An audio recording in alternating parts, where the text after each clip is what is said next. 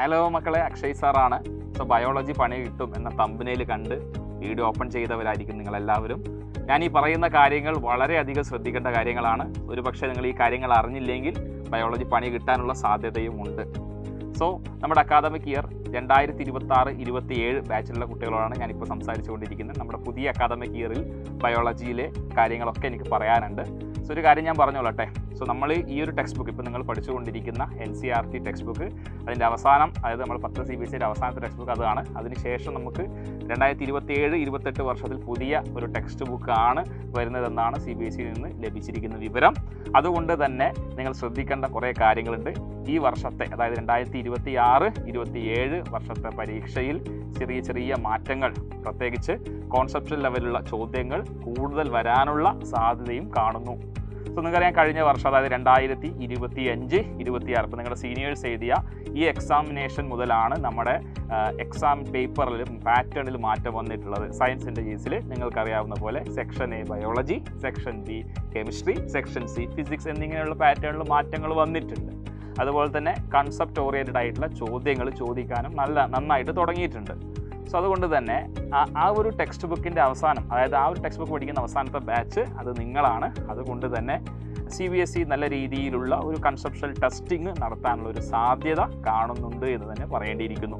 So അതുകൊണ്ട് തന്നെ നല്ല രീതിയിൽ തന്നെ പഠിക്കേണ്ടതുണ്ട്.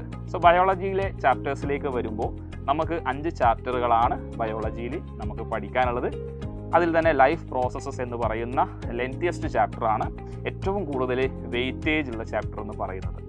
പിന്നെ വരുന്ന കൺട്രോൾ ആൻഡ് കോർഡിനേഷൻ ആയിക്കോട്ടെ, പിന്നെ ഹൗ ഡു ഓർഗാനിസംസ് റീപ്രൊഡ്യൂസ് എന്ന ചാപ്റ്റർ ആയിക്കോട്ടെ, ഹെറിഡിറ്റി ആയിക്കോട്ടെ, അവർ എൻവിറോൺമെൻറ്റ് ആയിക്കോട്ടെ, ഇതിലൊക്കെ തന്നെ ഒരുപാട് കോൺസെപ്റ്റുകൾ നമുക്ക് പഠിക്കേണ്ടതായിട്ടുണ്ട്. NCERT ടെക്സ്റ്റ് ബുക്ക് നമ്മളിപ്പോൾ നോക്കുകയാണെങ്കിൽ അതിൽ ഇപ്പോൾ നമുക്ക് നമ്മൾ വായിക്കുമ്പോൾ പെട്ടെന്ന് മനസ്സിലാവുന്ന രീതിയിലല്ല NCERT ടെക്സ്റ്റ് ബുക്കിൽ പല കാര്യങ്ങളും കൊടുത്തിരിക്കുന്നത്. പക്ഷേ ചോദ്യങ്ങൾ വരുന്ന സാഹചര്യത്തിൽ NCERT ലൈനിൽ നിന്നൊക്കെ വളരെ നല്ല രീതിയിൽ തന്നെയുള്ള കോൺസെപ്ച്വൽ ഓറിയൻറ്റഡ് ആയിട്ടുള്ള ചോദ്യങ്ങൾ പ്രത്യക്ഷപ്പെട്ടിട്ടുമുണ്ട്. സോ തീർച്ചയായിട്ടും മികച്ച രീതിയിലുള്ള ഒരു പഠനം, ചുരുക്കി പറഞ്ഞാൽ NCERT ബുക്കിനെ കൃത്യമായ രീതിയിൽ നമ്മൾ ഒരു പോസ്റ്റ്മോർട്ടം നടത്തിക്കൊണ്ട്, ലൈൻ ബൈ ലൈൻ പോസ്റ്റ്മോർട്ടം നടത്തിക്കൊണ്ട് പഠിച്ചെങ്കിൽ മാത്രമേ മികച്ച രീതിയിൽ മാർക്കുകൾ സ്കോർ ചെയ്യാൻ സാധിക്കുള്ളൂ. അതുപോലെ തന്നെ ചോദ്യങ്ങൾ കൃത്യമായി പ്രാക്ടീസ് ചെയ്യണം. ഇങ്ങനെയുള്ള കാര്യങ്ങളൊക്കെ അതിൽ വരുന്നുണ്ട്. അല്ലാതെ നമുക്ക് വെറുതെ നമ്മളിപ്പോൾ 9ാം ക്ലാസ്സിൽ നമ്മൾ പഠിച്ചതുപോലെ ചുമ്മാ കുറേ ഡെഫിനിഷൻസൊക്കെ പഠിച്ച് കൺസെപ്റ്റുകളൊന്നും കൃത്യമായി മനസ്സിലാക്കാതെ പഠിച്ചു കഴിഞ്ഞാൽ 10ാം ക്ലാസ്സിൽ ബയോളജി പണി കിട്ടാൻ സാധ്യതയുണ്ട്. പിന്നെ വേറൊരു കാര്യം എന്താണെന്ന് വെച്ച് കഴിഞ്ഞാൽ, 10 കഴിഞ്ഞ് നിങ്ങൾ പോകുന്ന +1 +2 ക്ലാസ്സുകളിലേക്കുള്ള വളരെ ബേസിക് ആയിട്ടുള്ള ഫണ്ടമെൻ്റൽസും കാര്യങ്ങളെല്ലാം നിങ്ങൾ 10ൽ പഠിക്കുന്നുണ്ട് എന്നുള്ളതാണ്. അതുകൊണ്ട് തന്നെ 10ാം ക്ലാസ് ബോർഡ് എക്സാമിന് വേണ്ടി അല്ലാതെ, അത് മാത്രമാവരുത് നിങ്ങളുടെ ടാർഗറ്റ് എന്ന് പറയുന്നത്. +1 +2ലേക്കുള്ള ബേസിക്സും കൂടി ഈ ഒരു വർഷം വളരെ മികച്ച രീതിയിൽ തന്നെ സെറ്റ് ചെയ്യേണ്ടത് അത്യാവശ്യമാണെന്ന കാര്യം കൂടി നിങ്ങൾ ഓർക്കണം.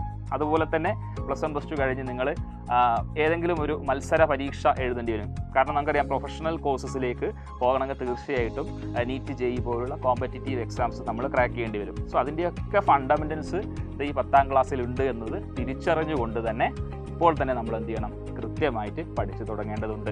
സോ ഇത്തരത്തിലുള്ള പ്രോബ്ലംസ് ഒക്കെ നമുക്ക് പരിഹരിച്ച് വളരെ സ്ട്രക്ചേർഡ് ആയിട്ട് ഓരോ ചാപ്റ്ററും വ്യത്യസ്ത പാർട്ടുകളാക്കി NCERT ഓറിയൻറ്റഡ് ആയിട്ട് തന്നെ കൃത്യമായ രീതിയിൽ ഓരോ ലൈൻ ബൈ ലൈനായി കൃത്യമായി എക്സ്പ്ലെയിൻ ചെയ്തു തരുന്ന സൈലത്തിൻ്റെ 10 CBSE മക്കൾക്ക് വേണ്ടിയിട്ടുള്ള ഓൺലൈൻ ട്യൂഷൻ ബാച്ചാണ് അസ്ത്ര ബാച്ച്. സോ അസ്ത്ര ബാച്ച് 3 വ്യത്യസ്ത പ്ലാനുകളിലായിട്ടാണ് അവൈലബിൾ ആയിട്ടുള്ളത്. Base plan, infinity plan, infinity pro plan. ഇതുവരെ ആരെങ്കിലും അഡ്മിഷൻ എടുക്കാൻ ബാക്കിയുണ്ടെങ്കിൽ തീർച്ചയായിട്ടും സ്ക്രീനിൽ കാണുന്ന നമ്പറിൽ കോൺടാക്ട് ചെയ്ത് അഡ്മിഷൻ ഉറപ്പുവരുത്തുക. മികച്ച രീതിയിൽ തന്നെ നമുക്ക് പഠിക്കാം, മികച്ച വിജയം നേടാം സൈലത്തിനൊപ്പം.